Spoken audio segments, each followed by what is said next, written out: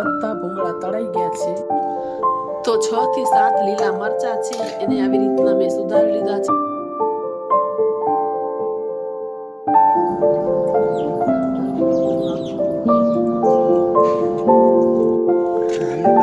તો કેવા સરસ લાગે રે આમાં। તો સવાર પડી ગઈ છે, સવારનો ટાઈમ છે। આજે જો પૌવા બનાવ્યા છે નાસ્તામાં તો એ ખાવાના છે। તો દીવા અગરબત્તી પણ મેં કરી લીધા છે ને આજે મેં ચાલો પૌવા ખાવાનું મન થઈ ગયું તો મેં સરસ મજાના નાસ્તામાં ગરમા ગરમ પૌવા છે એ બનાવી નાખું। તો બસ જો હવે બેસીને ગરમા ગરમ મસ્ત મજાની શિયાળામાં જો આદુવાળી ચાય પીવાની મજા જ કંઈક અલગ હોય। તો બેસીને જો આદુવાળી ચા અને નાસ્તા પૌવા છે એ હું ખાઈ લઉં। હેલો ફ્રેન્ડ, સ્વાગત છે તમારું એક નવા વિડીયોમાં। Welcome back to my channel. કેમ છો બધા? મજામાં જશો? હું પણ મજામાં જ છું। તો ચા નાસ્તો કરી લીધો છે। આજે નાસ્તા પૌવા બનાવ્યા હતા। હવે મેં કીધું ચાલો હવે આગળનું કામ કરીએ। તો સૌથી પહેલાં છે ને મેં અહીંયા દૂધ ગરમ કર્યું છે, થોડુંક નવશેકું, કેમ કે બાજુના ઘરમાં છે ને અહીંયા કને નાના નાના ગલુડિયા છે, એમાં એક ગલુડિયું છે ને થોડુંક બચાડું નબળું છે એટલે બહાર બહુ નીકળતું નથી। તો મેં ચાલો એને દૂધ પીવડાવી આવી, એને રોટલી બધું અંદર જ દેવા જવું પડે છે। બાકીના તો બધા જ બહાર ફરે છે પણ એક જ ગલુડિયું છે ને ખબર નહીં બિચારું નબળું છે શું છે ખબર નહીં, બહાર નથી નીકળતું, સરખી રીતે ચાલી પણ નથી શકતું, થોડુંક ચાલે ને પગ આમ થઈ જાય છે। ચાલો એને દૂધ પીવડાવી આવી। પછી છે ને આજ બનાવવાના છે નાસ્તા માટે મમરા। તો એ વઘાર કરવાનો છે, પછી આગળના કામ કરશું। એટલે સવારમાં છે ને કિચનનું કામ કમ્પ્લીટ થઈ જાય ને પછી વાંધો ના આવે। એટલે એક્સ્ટ્રા બધા વાસણ થઈ જાય। મમરા વઘારીને તો અડધી પોણી કલાક અંદર આરામથી નીકળી જાય કે દાણા તળીએ ને વઘાર કરીએ ને મમરાને શેકીએ ને એટલે આરામથી એટલો સમય નીકળી જાય છે। ને આ નેપકિન્સ છે ને આ નેપકિન્સ પણ બધા ધોવામાં નાખવાના છે એટલે એને પણ કાઢી લઈ, કેમ કે રોજના છે ને હું સવારે બોળી નાખું પછી ધોવાઈ જાય। તો ચાલો વિડીયોમાં રહેજો કન્ટિન્યુ, આગળ જોઈએ શું શું થાય છે આજના વ્લોગમાં। હાલો હાલી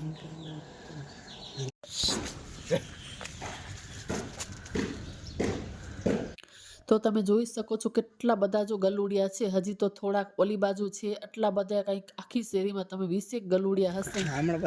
તો કેવા સરસ લાગે રે આમાં। તો હું છે ને આવી રીતના ટપ પીને અંદર જો આ ઘર છે ને કેમ કે ખંડેર જેવું આ ઘર પડ્યું છે, કોઈ રહેતું નથી, તો આની અંદર જ છે ને નાના નાના ગલુડિયા છે। તો એક ગલુડિયું તમે જોઈ શકો છો અહીંયા અંદર જ રહે છે। એટલે ચાલો એને દૂધ પીવડાવી આવું। તો બહુ જ નબળું છે, બીજા ગલુડિયા તમે જોયા કેવા સરસ એકદમ હેલ્ધી છે। તો મેં ચાલો દૂધ પીવડાવી આવું, એટલે મેં દૂધ અહીંયા મૂક્યું હતું, કેમ કે જો હું મૂકીને આવતી રહું તો બીજા બધા ગલુડિયા છે ને પી જાય એનો તો કોઈ વાંધો નથી, પણ કેમ કે આ ગલુડિયું છે ને બિલકુલ બહાર નથી નીકળી શકતું, તો પછી આ બચારું શું ખાય। એટલે મેં ચાલો મારા દીકરાને કીધું તો આ બધા ગલુડિયા પાસે ઊભા ને અંદર જઈને હું છે ને દૂધ પીવડાવી આવું। તો તમે જોઈ શકો છો કેવું જો બિચારું એકદમ નબળું છે અને બીજા બધા ગલુડિયા એકદમ હેલ્ધી છે અને રોટલી પણ બહુ ઓછી ખાય છે અને વધારે તો એ દૂધ જ પીવે છે। તો ચાલો પહેલાં એને દૂધ પીવડાવી આવું, પછી જે એને ઘરનું કામ છે ને એ કરીએ। તો આવી રીતના જો કાંઈક દિવસની જો મારી શરૂઆત છે એ થઈ છે। તો મમરા છે ને હું વઘાર કરું ત્યારે એને પહેલાં છે ને આવી રીતે સારી રીતે શેકી લઉં છું, એટલે એમ કરવાથી છે ને એનો ટેસ્ટ બહુ જ સરસ આવે છે।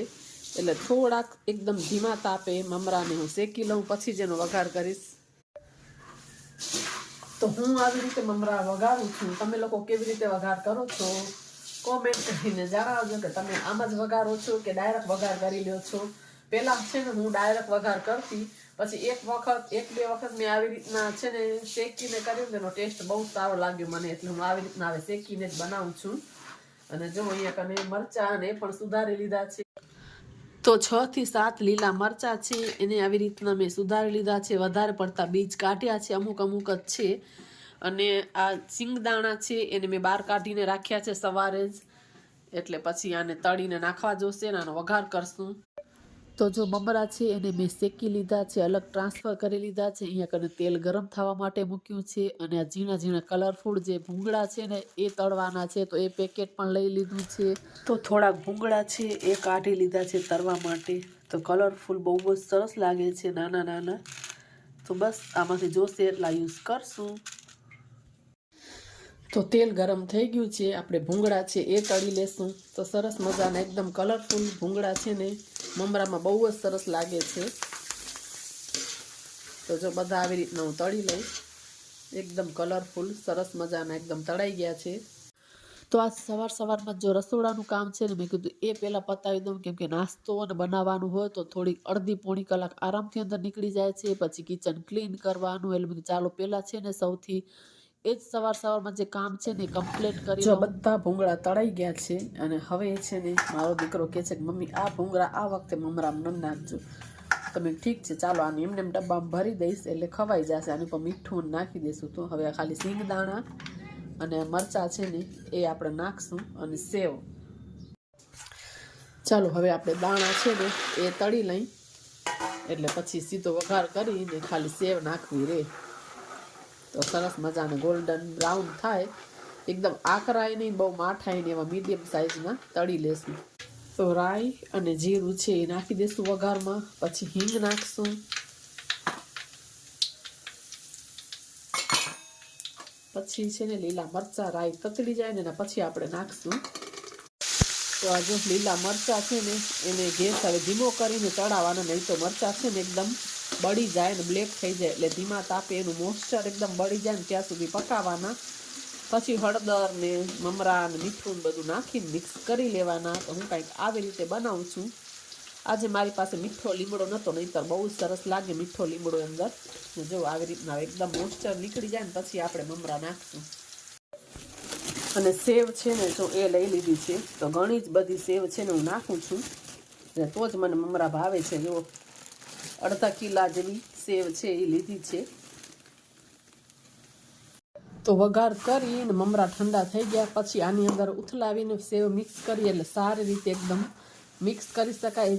લોયું છે ને થોડુંક નાનું પડે મિક્સ કરવામાં મને, એટલે મમરા ઠંડા થઈ ગયા ને પછી મેં આમાં ઉથલાવ્યું છે.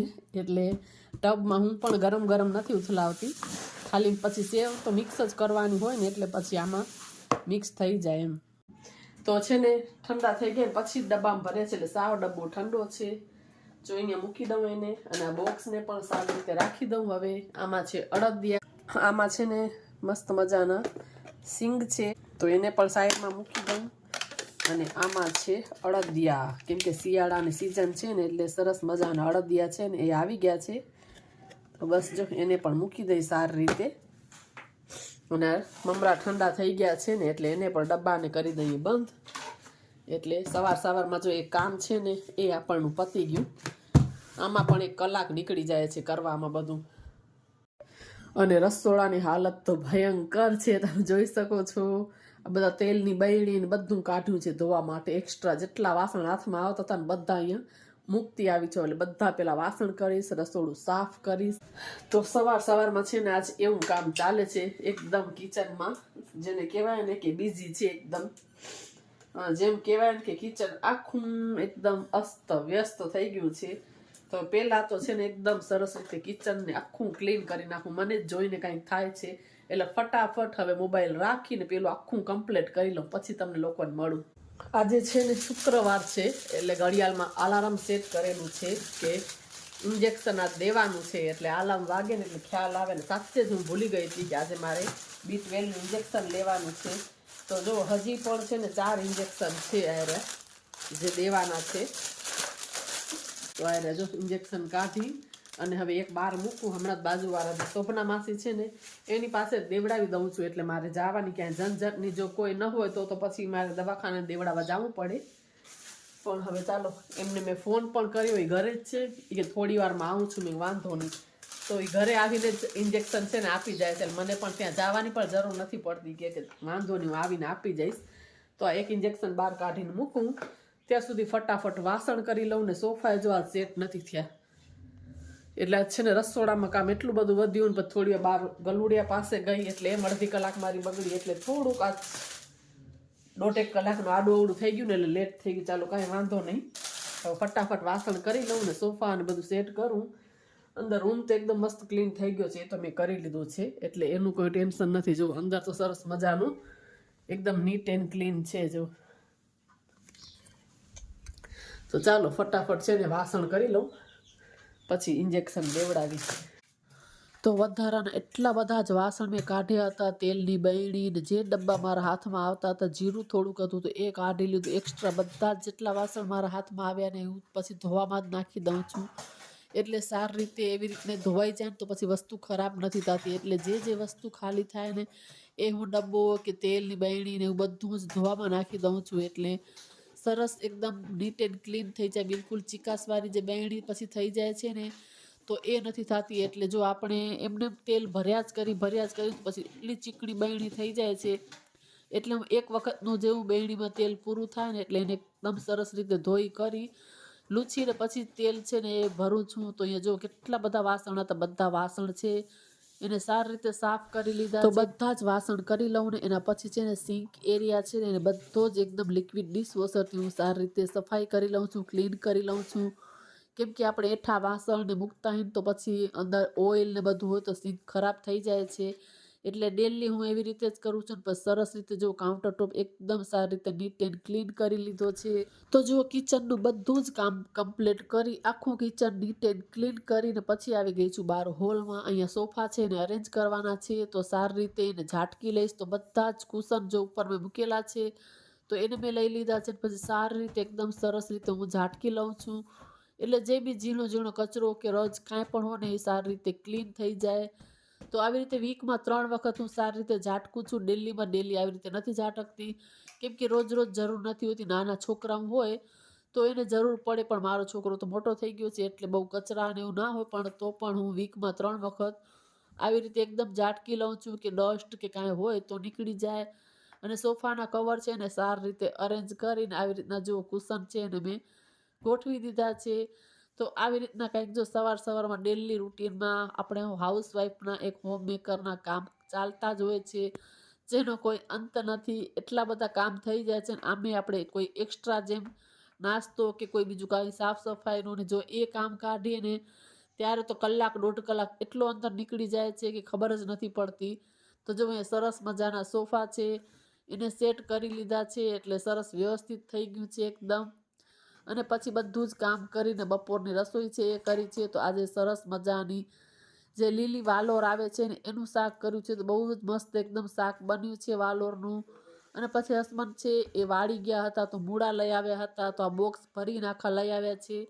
તો જો અહીંયા કને મૂક્યા છે તો એને પણ સારી રીતે એકદમ મૂકવાના છે. નહીં તો પછી પાંદડા છે ને બધા કરમાઈ જાય. તો આનું સરસ મજાનું શાક બને છે મૂળા ભાજીવાળું. એકદમ સારું લાગે છે ખાવામાં. અને આપણે મુઠિયા અને એવું બનાવ્યું તો એમાં પણ બહુ જ સરસ લાગે છે. મૂળાના પાંદડા છે આપણે નાખીએ છીએ. તો મેં કે ચાલો હવે બધું જ કામ કરી લીધું છે તો એને બી અરેન્જ કરીને રાખી દઉં. પછી જો એમને મૂકી દઉં તો પછી કરમાઈ જાય ને તો પછી મજા નથી આવતી શાક બનાવવાની ને. એટલે મેં કીધું ચાલો હવે એ કામ છે એ પણ હું પતાવી લઉં. તો જે પીળા પાન હોય છે કે કોઈ કાણાવાળા અને એવા પાન છે ને એ બધા હું કાઢી નાખીશ ને. તો જો મૂળા અને પાંદડા બે અલગ કરી લઈશ એટલે રાખવામાં ઇઝી રહે. અને આ પાંદડાનું મૂળાવાળું શાક બહુ જ મસ્ત લાગે છે. અને જો આપણે મુઠિયા બનાવી છે ને એમાં બી બહુ જ ટેસ્ટ સારો લાગે છે. એટલે મેં ચાલો બધા પાંદડાને આવી રીતના વીંટીને રાખી દઉં એટલે બિલકુલ જ એકદમ કરમાય નહીં. અને આપણે આવે કપડામાં વીંટીને રાખીને ઉપર થોડુંક પાણી છાંટી દઈએ તો બારે પણ આવા સરસ રીતે જ પડ્યા રહે છે. એટલે જો પાંદડા એટલા ફ્રેશ હતા એકદમ કૂણા. એટલે તાજા વાડીમાંથી છે ને મૂળા લઈ આવ્યા હતા. કેમ કે અમારું એગ્રીકલ્ચરનું કામ છે તો મારા હસબન્ડ વાડી જાય ને તો કાંઈ પણ ખેડૂતો આવી રીતની વસ્તુ આપે. તો આજે એકદમ સરસ મજાના તાજા જે મૂળા છે ને એ લઈ આવ્યા હતા. તો જો પાંદડા કેટલા મસ્ત છે એકદમ મોટા અને તાજા અને કૂણા. તો આવી રીતે કપડામાં વીંટીને બસ મૂકીશ તો અવાનવા ફ્રેશ રહે છે એકદમ પાંદડા એના.